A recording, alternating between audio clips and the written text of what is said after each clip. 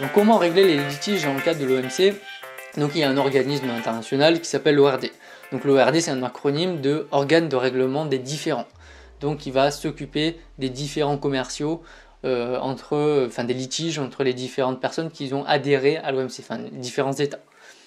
Donc qu'est-ce que l'ORD fait? Déjà il va réunir les États entre eux pour pouvoir les réunir, pouvoir communiquer avec eux, pour pouvoir se concilier, trouver un accord avec ce litige. Il va veiller évidemment au respect des différentes règles et principes de l'OMC, donc sur la non-discrimination par exemple, le fait que tout le monde puisse bénéficier des mêmes lois, le fait qu'il n'y ait pas de mesures de protectionnisme de la part des États, donc qu'il y ait les mêmes règles pour tous. Voilà, donc il va vraiment veiller aux règles de l'OMC. Également, il va permettre de résoudre les litiges et les plaintes, donc c'est le but de cet organisme. Donc, seul problème de ça, c'est qu'il n'a pas le pouvoir de sanctionner les États. C'est pas une instance internationale qui a un pouvoir sur les économies. Il va pas pouvoir mettre des amendes. Par contre, voilà, il va pouvoir principalement baser son étude sur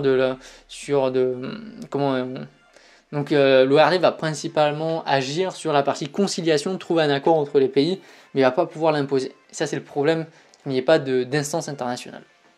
Quelles sont les limites de l'OMC? Alors, l'OMC, tout d'abord, c'est la prise de décision qui est extrêmement longue. Pourquoi? Parce qu'il y a 170 pays qui sont membres de l'OMC, donc comment voulez-vous que 170 pays trouvent un accord sur toutes les règles, toutes les lois du commerce mondial?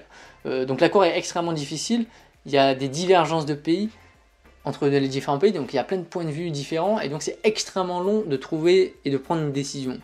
Et autre chose, c'est qu'on assiste maintenant à une multiplication des accords bilatéraux entre deux pays, par exemple, qui vont se donner un accord, signer en plus un accord international, et le problème de ça, c'est qu'en fait c'est contraire au principe de l'OMC, puisque le principal principe de l'OMC, c'est la non-discrimination.